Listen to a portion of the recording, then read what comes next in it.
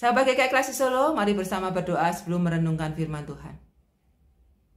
Dalam saat teduh ini Tuhan, kami mohon Tuhan menolong kami untuk bisa mengerti makna firman-Mu, supaya kami dapat menjadi orang yang semakin baik dari hari ke hari dan berkenan kepadamu. Amin. Sahabat GKI Klasik Solo, pada saat ini kita sudah memasuki Minggu Advent yang kedua. Kita semua tahu bahwa Minggu Advent adalah minggu di mana kita memasuki masa-masa penantian. Yang pertama, kita menanti akan datangnya Kristus sebagai juru selamat yang nanti akan kita peringati pada saat perayaan Natal. Dan juga yang kedua, kita menanti akan datangnya Kristus yang kedua kalinya. Di dalam masa-masa penantian ini, apa yang kita nantikan? Bagaimana jika yang kita nantikan itu adalah sebuah kematian? Mungkin kematian itu karena suatu sakit penyakit yang saat ini kita alami dan dokter sudah menjatuhkan vonis hidup kita tidak akan lama lagi. Atau mungkin kematian itu datang karena suatu kondisi yang tidak bisa kita hindari lagi. Sebagaimana yang dialami oleh seorang bernama Mary Utami. Mary Utami adalah terpidana mati narkoba karena dia didakwa menjadi kurir narkoba. Selama 22 tahun dia sudah mendekam di penjara. Semua itu berawal dari kisah keinginan Mary Utami untuk memberi kehidupan yang lebih layak bagi keluarganya, mencari nafkah yang lebih banyak dengan menjadi seorang TKW. Ketika dia menjadi TKW, dia berkenalan dengan seorang yang berasal dari Kanada, dan rupanya dari hubungan pertemanan kemudian berlanjut menjadi hubungan kasih dan akhirnya mereka berdua memutuskan untuk menikah. Sebelum mereka menikah, sebelum mereka kembali ke Indonesia, sang kekasih berkata, "Aku tunggu kamu di Jakarta ya, aku berangkat duluan. Nanti kalau kamu balik ke Indonesia, kita bertemu di Jakarta." Dan kekasihnya ini mengatakan, "Oh iya, tolong bawakan oleh-oleh untuk dibawa ke Indonesia dari 2 orang temanku yang ada di sana." Dan betul, kemudian Mary Utami pulang dengan membawa oleh-oleh yang dimaksudkan di dalam sebuah tas. Tetapi tanpa disangka, ketika di Bandara Soekarno-Hatta, dia mendarat, dia diperiksa, dan kedapatan bahwa tas itu berisi narkoba. Singkat cerita, Mary Utami kemudian diadili dan kemudian dia dijatuhi vonis hukuman mati karena dianggap sebagai kurir narkoba. Sahabat GKI Klasik Solo, selama masa-masa dia mendekam di penjara, dia tidak sendirian. Dia dibantu oleh banyak orang yang memperjuangkan hidupnya. Mereka percaya bahwa Mary Utami adalah korban dan bukan pelaku.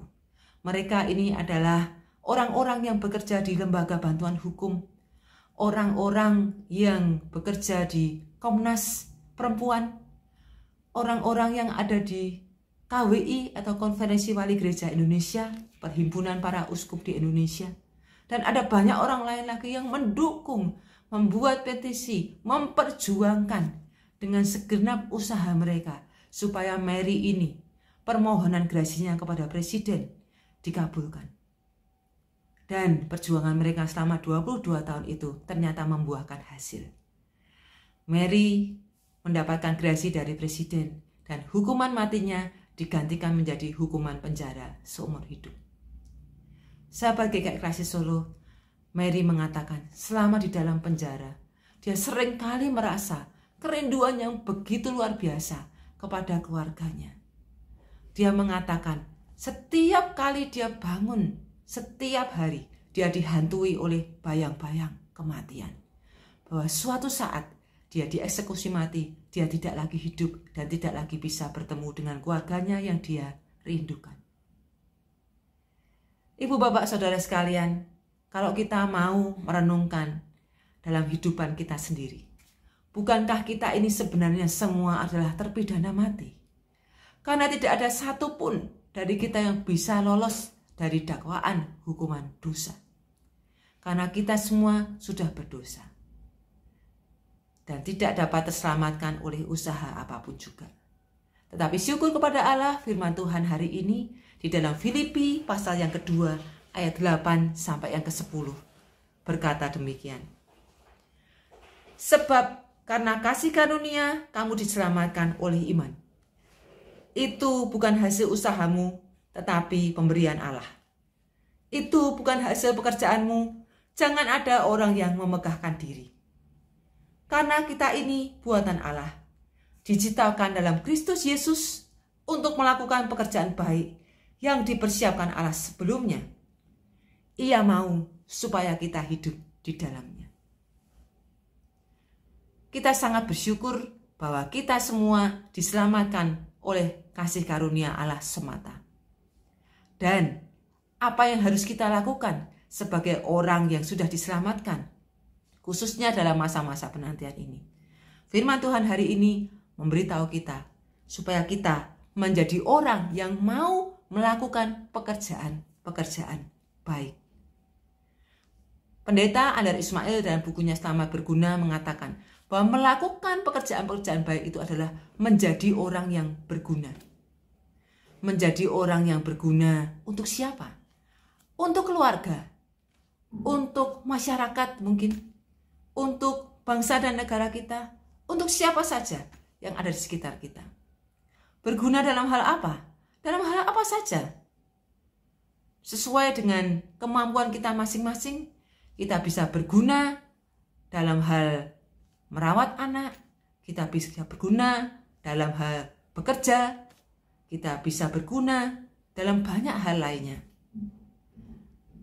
Kita menjadi orang yang berguna bukan karena kita mampu dan kita hebat, tetapi karena Tuhan sudah menaruh di dalam diri kita sejak semula. Firman Tuhan mengatakan, kita diciptakan di dalam Kristus Yesus untuk pekerjaan baik.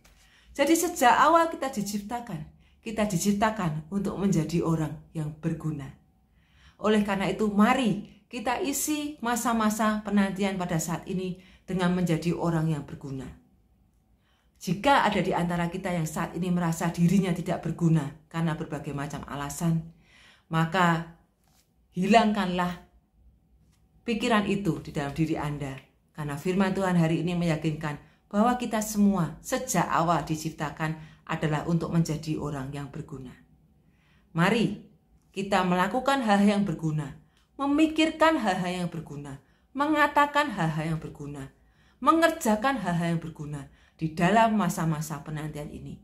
Mari senantiasa bertanya kepada diri kita sendiri, apakah saya sudah menjadi orang yang berguna sebagaimana Tuhan menciptakan saya untuk menjadi orang yang berguna.